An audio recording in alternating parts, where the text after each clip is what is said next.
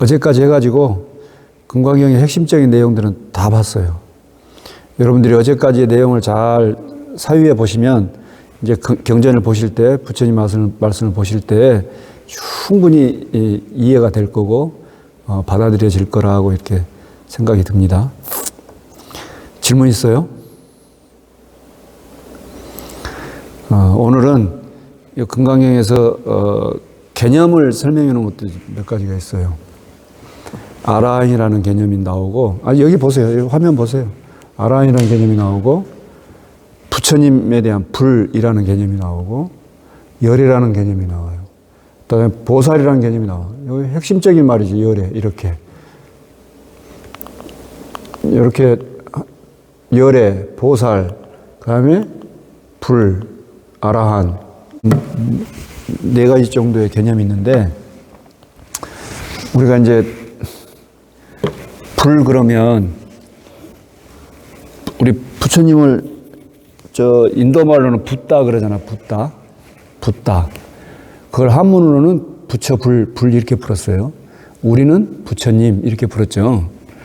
붓다라는 말은 뭔 말이냐면 원래 뜻은 깨달은 자, 각자예요. 각자. 깨달을 각자, 놈자자, 각자다. 깨달은 사람이다 그 말이에요. 부처님이 깨달은 분이에요. 이거 이해하기 쉽잖아요. 깨달은 분이다. 이거 각자라는 말을 조금 이렇게 비틀면 깨닫고 계신 분 이렇게 풀 수도 있어요. 깨닫고 계신 분. 깨달음을 이루셨고 그리고 늘 깨달음 가운데 있는 분. 저는 앞에 말도 뭐 중요한 의미가 있지만 뒤에 말이 난 더 중요하다고 생각해요. 늘 깨닫고 계신 분이에요. 왜?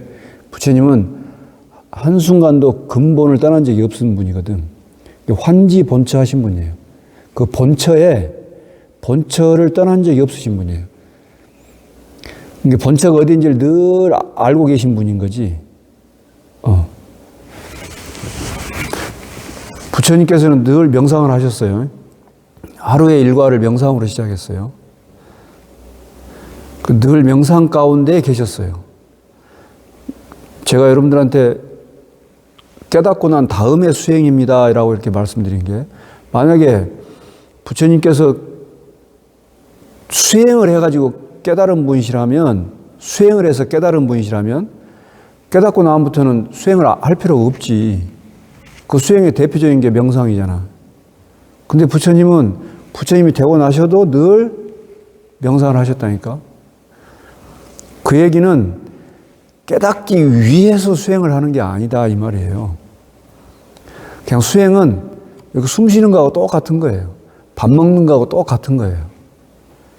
그래서 늘 그냥 수행해야 되는 거야. 이거는 우리의 의무야, 의무.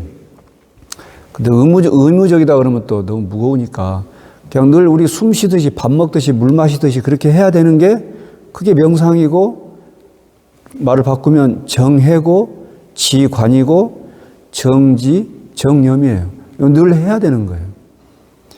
부처가 되기 위해서 하는 게 아니에요. 부처님도 늘 하셨다니까. 부처님도 늘 하셨다는 얘기는 부처님이 우리 삶의 표본이잖아요. 삶의 지남철이잖아. 부처님처럼 해야 되는 거지. 그래서 부처님은 늘 깨닫고 계신 분이야. 정념, 정지하고 계신 분이에요. 우리도 정념, 정지하고 있어야 돼. 설령 내가 나쁜 짓을 하고 있어도 나쁜 짓 한다고 알아차리고 해야 돼. 내 마음 가운데 욕망이 일어나면 그 욕망이 일어난다는 걸 알아차리고 욕망을 일어나는 대로 해. 근데 그걸 잘 알아차리면 그치겠지. 당연히. 진심이 일어나는 것도 도저히 참을 수 없어서 일어나는 걸 알아차리고 해. 그렇게. 근데 탐심이나 진심이 진실로 염호할 만한 것, 진실로 구역질 나는 것이라고, 진실로 나에게 해로운 것이라고, 나에게 업의 과보로 돌아올 것이기 때문에 진실로 나한테 괴로움을 생산해내는 것이라는 것에 확연하면 탐심이 일어나도 끄달려가지 않을 거고, 분심이 일어나도 끄달려가지 않겠죠. 그렇게 알아차림하는 거예요. 내가 탐심을 없애려고 하는 게 아니야. 탐심을 없애려고 하는 게 마치 나라는 관념을 없애려고 하는 거하고 똑같은 논리예요. 탐심을 없애려고 해도 없앨 수가 없어. 탐심을 없애고자 하는 그 마음이 탐심이야. 절대 안 없어져. 그럼 뭘 해야 돼요? 탐심이 진실로 나에게 괴로움을 생산해내는 것이구나. 탐심은 나에게 과보로 다가올 것인데 이 과보가 올 때 이로움으로 유익함으로 다가오는 게 아니라 괴로움으로 다가오는 것이라는 것이 사실에 눈 떠야 돼. 이게 깨닫는 거야. 아, 탐심은 괴로운 것이구나라고 깨달아야 돼. 그래야 탐심이 일어날 때 정념, 정지하지. 그래서 탐심으로부터 뭐 하는 거예요? 노연하는 거예요. 분심으로부터 노연하는 거예요. 내가 분심을 없애는 게 아니에요. 탐심을 없애는 게 아니에요. 탐심이 날려는 기미만 딱 보여도 바로 알아차림하니까. 정념, 정지하니까. 탐심대로 쫓아가면 이것은 반드시 나에게 괴로움으로 다가온다. 만약에 탐심을 냈는데 이게 나한테 즐거움으로 다가오면 하면 되지 그냥. 그잖아요. 그냥 부처님 왜 하지 말라고 그랬겠어. 좋은 거를 하라고 그러지. 분심이 화내는 것, 분심이 나에게 유익함으로 다가오면 하라고 그랬겠지 부처님께서. 근데 부처님께서 탐진치를 가만히 들여다봤더니 아 이것은 독이다 독. 우리가 그게 중독됨으로 말미암아서 중독되면 어떻게 해요? 현재의 삶도 온전하지 못할 거고 나중의 삶도 죽음도 빨리 다가올 거고 중독돼 있으면 진실을 알지 못할 거 아니에요. 정상적인 삶을 살지 못할 거 아니야. 불은 늘 깨달은 분이시기도 하지만 늘 깨닫고 계신 분이다. 정념 정지하고 계신 분이다. 근데 금강경에서는 뭐라고 정의를 해놨느냐? 우리가 부처님 명호 있잖아요. 부처님 명호가 10가지 명호가 있다고 그러잖아요. 열애, 응공, 정변지, 명행족, 선서, 세간의, 무상사, 조장부, 천인사, 불세존 이러잖아요. 여기 금강경에서는 맨 처음에 아라한이 나왔어요. 아라한. 그 다음에 이제 불이 나왔고, 그 다음에 열애가 나왔어요. 이거 다 열애 10호 가운데 나오는 말들이죠. 근데 보세요. 뭐 경전이 어디 있는지는 저 위에 찾아보면 되시니까. 부처님은 모든 관념을 떠난 분이다. 여러분들이 부처님이란 개념을 정확히 가셔야 돼요. 부처님은 어떤 분이냐라고 여러분 누가 물어. 너 절에 다닌다면서 부처가 뭐냐? 어떤 사람은 부처가 신인 줄 알고 있는 사람도 있어요. 저쪽은 여호와라는 신을 믿는 데고 우리는 부처님이라는 신을 믿는다고 아는 사람도 있어.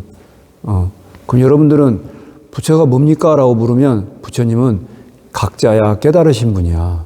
근데 그 뜻은 뭐냐면 응리일체상이야. 응리일체상. 여러분들 경전에 보시면 응리일체상. 마땅히 리는 떠날 리자야. 일체상으로부터 떠나신 분이 부처님이에요. 여기서 일체상이 뭐야? 상. 사상 뭐예요? 아상, 인상, 자아가 있다는 관념, 개아가 있다는 관념, 중생이 있다는 관념, 영혼이 있다는 관념. 요 관념으로부터 떠나신 분이 부처님이다. 그 다음에 부처님 당신이 스스로 말씀하셨던 30 이상의 관념으로부터 떠나신 분이다. 30 이상이 뭐예요? 나라는 생각이죠. 부처라는 생각이지. 부처라는 관념. 부처님은 이러이러한 모습의 특징이 있습니다 라고 얘기했는데 그 부처라는 관념으로부터 떠나신 분이에요. 그게 불이에요. 모든 관념을 떠난 이를 부처님이라고 말하기 때문입니다. 응리일체상. 그 다음에 아라한은 뭐야? 아라한. 아라한은 열의 응공을 했을 때 응공이 아라한이란 뜻이죠? 저 봐요. 여기 보세요. 열의 10호에 열의 응공 정변지 이렇게 나가잖아요. 아라한은 한문으로 하면은 응공이야. 우리말로 하면 공양받아 마땅하신 분. 근데 아라한의 개념이 있어, 아라한의 개념이. 아라한의 개념은 뭐냐? 아라한이 나는 아라한의 경지를 얻었다고 생각하겠느냐? 그러니까 아닙니다, 세존이시여. 왜냐하면 실제 아라한이라고 할 만한 법이 없기 때문입니다. 기가 막힌 말이에요. 어제 말씀드렸던 거하고 똑같은 거야. 아라한이 된 사람은 아라한이 됐다는 생각이 없어. 근데 아라한이 안 된 사람들은 아라한이 되려고 계속 추구해. 아라한이 되려고 하면 되려고 할수록 아라한은 안 돼. 아라한이 안 되려고 하면 그건 당연히 공부를 안 하니까 그대로 중생이지. 예? 아라한이 되신 분은 아라한이 됐다는 그런 관념이 있어요, 없어요? 없어요. 왜? 아라한이라 할 만한 법이 실제로 없기 때문에. 아누따라 삼약삼보리는 아누따라 삼약삼보리라고 할 만한 법이 없는 것을 일러서 아누따라 삼약삼보리라고 한다. 아라한이 되신 분은 아라한이라고 할 만한 그런 정해진 법, 그런 경지, 그런 것은 있지 않다고 하는 것을 아는 분이 비로소 아라한이 돼. 그런 분은 아라한이라고 그래. 근데 이런 아라한이나 부처님이나 이런 분들은 모든 관념을 떠나신 분이야. 모든 상을 떠나신 분이야. 모든 생각을 떠나신 분이에요. 어떤 생각? 부처라는 생각, 아라한이라는 생각, 아누따라 삼약삼보리를 얻었다는 생각, 아라한의 경지를 얻었다는 생각, 이런 관념으로부터 응리일체상이요. 모든 상으로부터 떠나신 분을 아라한이라고 그러고 부처라고 그러고 열애라고 그러고 하기 때문에 그런 분들한테는 나는 아라한이다 이런 생각이 없어요. 그러니까 부처님께서 교단을 이끄실 때 나는 이 교단을 이끄는 교주다라고 생각지 않는다라고 경전에 보면 나와요. 부처님이 열반에 드시고 난 다음에 이게 돌아가시고 난 다음에 이 교단을 어떻게 할까요? 그러니까 그걸 왜 나한테 묻냐? 그걸 왜 나한테 묻냐? 나는 이 교단의 교조라는, 이 교단을 이끄는 지도자라는 그런 생각이 없다. 그렇다니까. 그냥 부처님은 늘 그냥 깨어 계신 분이야. 그냥 환지 본처하신 분이야. 그 본처에 처해서 늘 깨닫고 계신 분인 것이지, 나는 이 교단에 무슨 내가 책임자이고 교단을 이끄는 리더고, 그래서 너희들은 내 휘하에 있는 장졸 들여서 나를 따라야 되고, 이런 관념이 있으신 분이 아닌 거예요. 깨달음이라고 하는 그 깨달음의 어떤 경지에 도달하려고 하고 그 경지가 실제로 있는 것이어서 열반의 경지, 해탈의 경지, 그 경지가 실제로 있는 것이어서 그 경지에 실제로 도달했다고 생각한다면 그는 열애라고 할 수가 없지. 왜? 일체가 다 무상한 것이어서 다 변하는 거라고 얘기했는데 열반과 해탈은 안 변하는 거야. 그 경지가 있어가지고, 실체가 있어가지고. 근데 부처님께서는 일체가 모든 게 다 무상하다 했잖아요. 일체라는 것은 전부 다란 얘기야. 그러니까 다 무상한 거야. 다 무상하면 그게 범부가 됐건 성이 됐건 중생이 됐건 부처가 됐건 미혹함이 됐건 깨달음이 됐건 번뇌가 됐건 보리가 됐건, 에? 무엇이 됐든 간에 세간적인 것, 출세간적인 것 모든 것은 다 무상한 것이다 라는 사실을 깨달음으로 말미암아 나에게 집착으로 다가오는, 내 눈에 보이고 귀에 들리고 깨닫고 알고 하는 그런 일체 모든 대상들로부터 노연하는 거지. 그 무상, 고, 무아의 실상을 봄으로 말미암아서 어떤 그 경지에 도달하는 게 아니고, 그래서 모든 관념을 떠난 이를 부처님이라 한다 그 말. 이해되세요?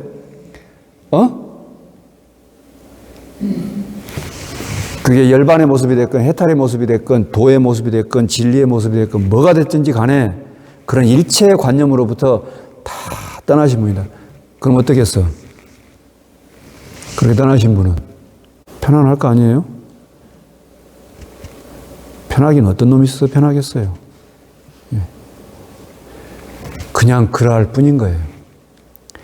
그냥 그러할 뿐인데 우리들은 그렇게 하면 편안해지고 이렇게 하는 것은 불편하고 이 울퉁불퉁한 것이 그렇게 모든 걸 다 내려놔가지고 이런 법문을 들음으로 말미암아 다 내려놔서 편안하고 평정한 그런 상태가 되기를 원해. 그럼 평정한 상태가 그런 상태가 있을 것 같잖아. 속지 마라. 속지 마라. 지금 하는 얘기는 참 중요한 얘기예요. 아란이라 할 만한 그런 법이 실제로 없어.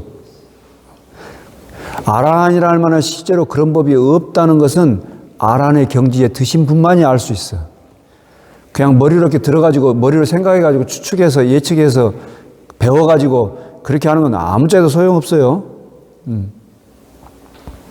여러분 우리 눈에 지금 보이고 들리고 하는 것이 이게 실제하지 않는다고 이렇게 들으면 이게 실제하지 않는 것이나 그렇게 보여집니까? 그렇게? 하물며 아라한이라고 하는 경지도 열반이라고 하는 경지도 실제로 그런 경지가 없을진데 하물며 현재 지금 우리 눈에 보이는 색, 성, 향, 미, 촉법 형색, 소리, 냄새, 맛, 감촉, 마음의 대상이 되는 것들이 실제로 그런 것이 실제하지 않는다고 하는 게 확연해 보입니까? 그렇게? 그렇게 보인다고 하는 사람한테 욕을 한마디 한번 해봐봐. 그러면 바로 루그락불그락 하면서 마음이 훅 일어나지. 진짜야? 한번 해볼까? 저는 편안해졌어요. 웃기고 있네. 가슴에 손을 넣고 고요히 생각해 봐라. 그것도 밖에서 사람들 있는 데서 하면 부끄러우니까 방에 들어가가지고 가만히 혼자서 한번 해봐라. 이게 말만 배우면 절대 안 돼요. 말만 배우면. 열애는 모든 존재의 진실한 모습을 의미하기 때문입니다. 이건 열애에 대한 개념이에요. 여러분 경전에 보시면 열애자는 즉 제법 여의 이렇게 하면 나올 거예요. 제법 모든 법에 같을 여자 뜻의 자 이렇게 나와요. 모든 법에 이게 모든 존재의 진실한 모습을 의미합니다. 의미가 뜻의 자니까 그렇게 나오는데 요거하고 그 다음에 열의 뜻이 나오는데 여기 제29분에 나오는 말씀인데 열애란 오는 것도 없고 가는 것도 없다. 그래서 열애라고 이름한다. 열애자 무소종래 어디로부터 오는 것도 없고 영무속 어디로 가는 것도 없다. 시명 열애니라. 이걸 일러서 열애라고 한다. 열애라는 뜻이 뭐냐? 어디로부터 오는 것도 없어요.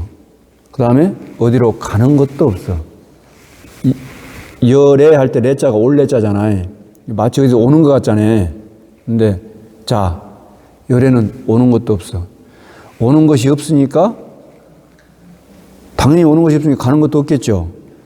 근데 한 걸음 더 오는 것이 없으니까 오기 전하고 온 후가 똑같죠. 그죠? 그 다음에 가기 전하고 간 후가 또 똑같지. 오긴 왔는데 열애야 오긴 왔는데 오기 전하고 온 후가 똑같아. 가긴 가. 지금 열애는 여거가 아직 생략되어 있는 거예요. 열애 여거니까. 가기 전하고 간 후가 똑같아. 그러면 시간적으로 전후로 바뀐 것이 있어요, 없어요? 바뀐 것이 없죠. 그게 열애예요. 바뀐 것이 없어. 바뀐 것이 없는 것을 법성계에서는 뭐라고 했느냐? 법성원융 무이상 제법부동 본래 적 그래서 제법은 움직이지 않아. 오고 가지 않아. 생사거래를 하지 않아. 생사거래를 하지 않기 때문에 어째요? 본래 고요해. 열애는 제법부동 본래 적의 의미예요. 제법의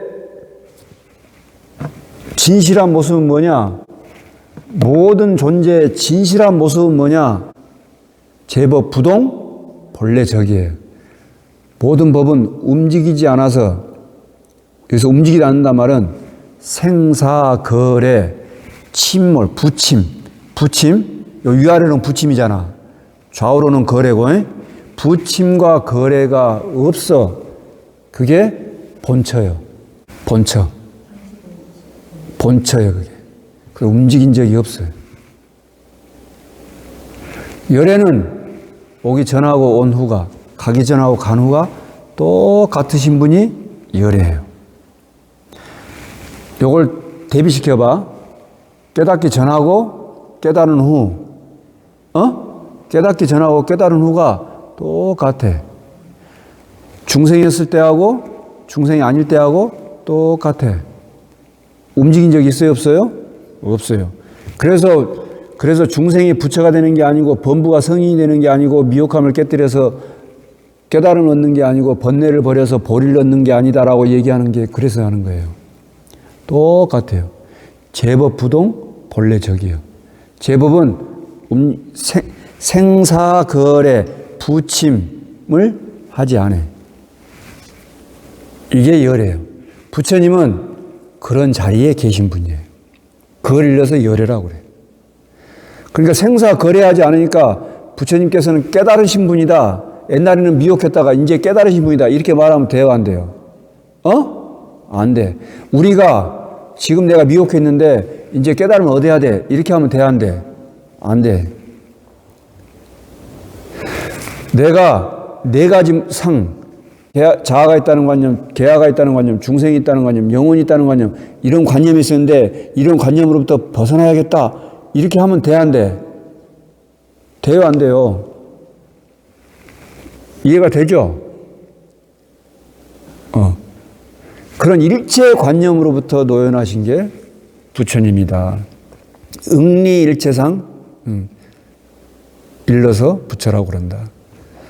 그럼 벗어났을 때 벗어난 일이 있을까 없을까? 벗어났을 때 벗어난 일이 있어요, 없어요? 없어요. 벗어나긴 벗어났는데 벗어난 적이 없어요. 그냥 그럴 뿐이에요. 그래서 제가 노연한다고 표현하고 그냥이라고 표현하는 거예요. 예. 근데 우리는 꼭 거기다가 나를 세워두고 내가 그 관념으로부터 벗어나고 내가 탐진치 삼독을 깨부시고 내가 열반의 경지에 들고 내가 부처가 돼야 된다라고 이렇게 생각한다고. 그렇게 할 자가 없다라고 지금 계속 반복해서 말씀드리는 건데, 보살의 개념에 대해서도 명확히 말씀해 놓으셨어요. 보살은 무슨 법에 통달한 사람이요? 무슨 법? 무아법. 보살은 무아법을 통달한 일을 일러서 보살이라고 그런다. 끝끝내 나라고 할 만한 게 없다는 사실에 눈 떠야 된다. 이건 비껴갈 수가 없어요. 다른 길이 없어. 다른 길이 없어요. 스님들 입만 열면 다 무아 얘기하니까 그런가 보다 하고 넘어가 버리면 절대 안 된다니까. 이건 우리 스스로가 이제 참고해서 눈 뜨는 수밖에 없어요. 무아법에 통달해야 그때 비로소 보살이라고 부른다. 근데 불교에서는 법당에 오기만 하면 바로 처음부터 보살 이렇게 경지에 올려놔보니까 다 지가 무아법에 통달한지 알아. 천만의 말씀. 무아법에 통달해야 그를 일러서 보살이라고 그래. 근데 무아법에 통달하면 오고 가는 일이 있어요, 없어요? 오긴 와. 근데 온자가 없어. 온자가 없으니까 오는 일도 없어. 가긴 가는데 간 자가 없기 때문에 가는 일도 없어. 그래서 제법 부동 본래 적이요. 본래 고요한 자리. 지금 우리가 이렇게 온갖 이런 일 저런 일 조금 있으면 이제 봄꽃이 막 빨간색 노란색 막 필 텐데 그렇게 꽃이 피고 또 잎이 지고 하는 이런 온갖 일들이 이 세간에서 펼쳐지지만 그런 일들이 본래 고요한 일이다. 그런 일들이 실제로 일어난다고 여기고 있으면 눈이 썩은 동태 눈깔이에요. 그 진실을 봐야 돼. 근데 그래서 꽃 피는데 봄놀이 가지 말아라 그런 뜻 아니에요. 속지 말아라. 지금 그 얘기 속지 마. 본처를 떠나버리면 안 된다. 잊어버리면 안 된다. 자꾸 잊어버리기 때문에 정념, 정지해라고 지금 말씀드리는 거예요. 부처님은 일체 모든 관념으로부터 떠나신 분이에요. 일체 모든 관념이라는 것은 사상으로 대표되는 무아인데 무아인지 모르고 자아가 있다는 관념, 개아가 있다는 관념, 중생이 있다는 관념, 영혼이 있다는 관념. 요건 네 가지로 얘기했지만 전부 하나를 얘기하는 거예요. 뭐예요? 나요, 나. 이런 관념으로부터 떠나신 거. 부처가 부처라고 하는 그런 관념으로부터 떠나신 것.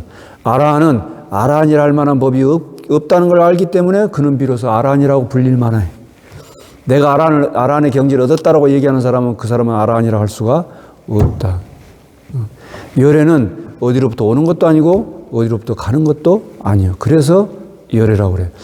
도무지 과거, 현재, 미래를 통해서 위아래, 전후를 통해서 도무지 뭔가 오고 가고 바뀌고 변하고 하는 일이 전혀 없어.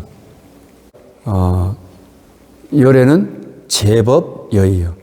모든 법은 일체 모든 존재는 여자가 어느 스님은 진여라고 풀었고 어느 스님은 또 도단이라고 풀었고 어느 스님은 법성이라고 풀었고 이렇게 다 풀었다는데 결국은 뭐냐? 무생이다, 무생.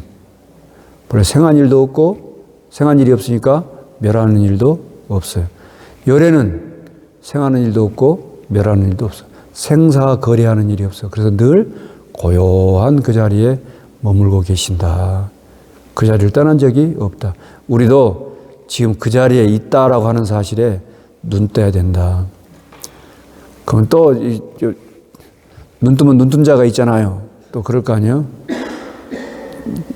제가 그랬잖아요.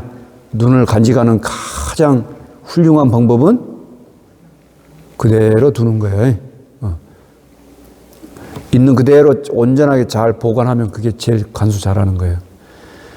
이렇게 경전 말씀 듣고 배우고 이렇게 해가지고 뭔가 내가 새로운 거 알았어.